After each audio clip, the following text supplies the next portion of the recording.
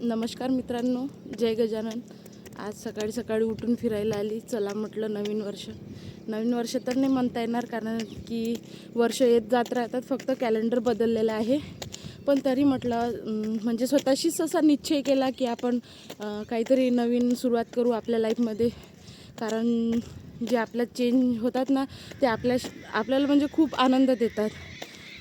विचारही करत होती की आता म्हणजे खूप उशीर झाला, कशी सुरुवात करा.